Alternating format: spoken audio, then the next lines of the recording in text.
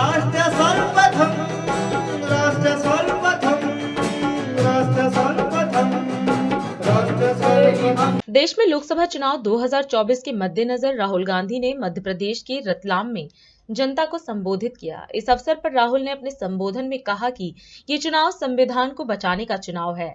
कांग्रेस और इंडिया गठबंधन इस संविधान की रक्षा कर रहा है। उन्होंने कहा कि संविधान हमें जल, जंगल, जमीन आरक्षण का अधिकार देता है।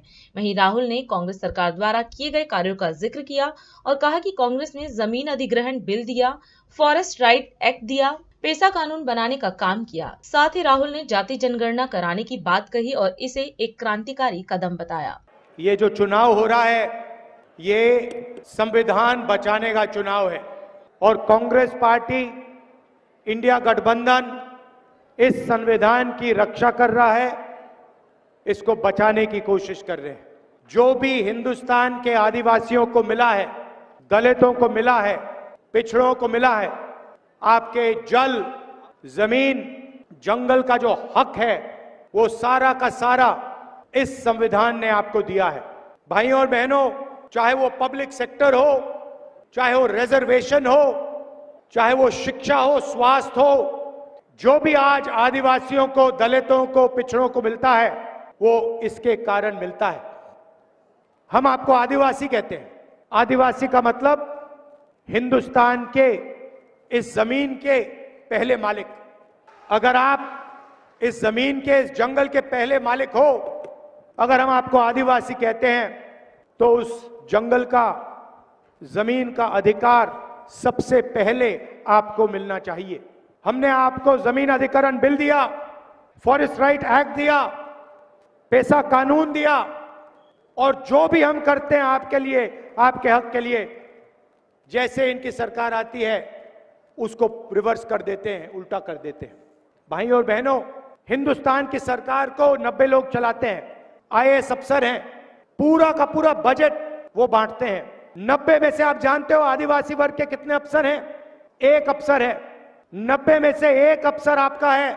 8% आपकी आबादी है। पिछड़ों की 50% आबादी, उनके 3 अफसर। दलितों की 15%, उनके 3 अफसर।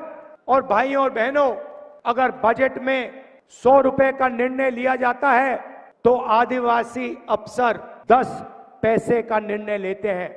100 रुपए में से 10 पैसे की आपकी भागीदारी है। आपकी इस देश में कोई भागीदारी नहीं है। ये देश की सच्चाई है कि आदिवासियों की, दलितों की, पिछड़ों की इस देश में कोई भागीदारी नहीं है। इसको हम बदलना चाहते हैं। इसीलिए हमने निर्णय लिया है कि हम जाति जनगणना करने जा रहे हैं। जाति जनगणना से आपको पता लग जाएगा कि आपकी आबादी कितनी है और देश की संस्थाओं में आपकी भागीदारी कितनी है। इकोनॉमिक सर्वे होगा और सबको पता लग जाएगा कि इतने % आदिवासी हैं, इतना धन उनके हाथ में है, इतनी संस्थाओं में उनके लोग हैं। ये क्रांतिकारी काम है। इससे हिंदुस्तान की राजनीतिक बदलने जा रही है और हम ये आपके लिए करने जा रहे हैं। भाइयों और बहनों, उन्होंने 22 अरबपति बनाए, हम करोड़ों लाखपति बनाने जा रहे हैं। महालक्ष्मी योजना, हिंदुस्तान के सारे गरीब परिवारों की लिस्ट बनेगी। हर गरीब परिवार में से एक महिला चुनी जाएगी।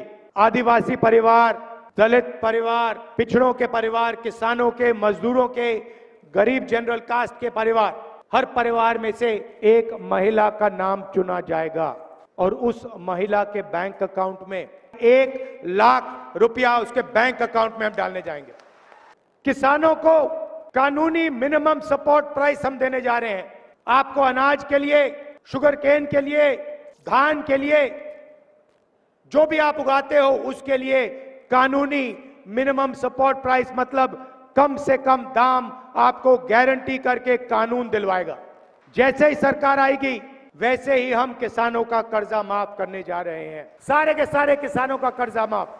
और आदिवासी युवाओं के लिए, दलित पिछड़े वर्ग के युवाओं के लिए, गरीब जनरल कास्ट के युवाओं के लिए हम एक नई योजना लाए हैं, पहली नौकरी पक्की। पहली नौकरी पक्की का मतलब कॉलेज और यूनिवर्सिटी के ग्रेजुएट्स को, डिप्लोमा होल्डर्स को 1 साल की नौकरी का अधिकार देने जा रहे हैं। 1 साल की नौकरी मिलेगी, ट्रेनिंग मिलेगी और 1 साल के 1 लाख रुपए हर युवा के बैंक अकाउंट में हम डाल देंगे, 8,500 रुपए महीने के।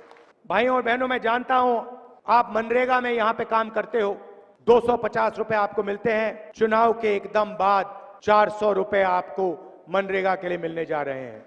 और आशा और आंगनवाड़ी की जो महिलाएं हैं, उनकी आमदनी हम दुगनी करने जा रहे हैं। तो ये हमारी गारंटियां हैं, इससे आपकी जिंदगी बदल जाएगी। एक साथ हमें लड़ना है, संविधान को बचाना है, आपकी जमीन, आपकी जंगल, आपका जंगल और आपका जल, इन सब चीजों की रक्षा करनी है। मैं जानता हूं कि यहां आप भूरिया जी को पूरा समर्थन देंगे और भारी बहुमत से उनको आप जिताने का काम करेंगे। मैं आपका दिल से धन्यवाद करता हूं कि आप यहां आए, आपने मेरी बात सुनी। जय हिंद, जय मध्य प्रदेश। राष्ट्र सर्वप्रथम, राष्ट्र सर्वप्रथम, राष्ट्र सर्वप्रथम, राष्ट्र सर्वप्रथम।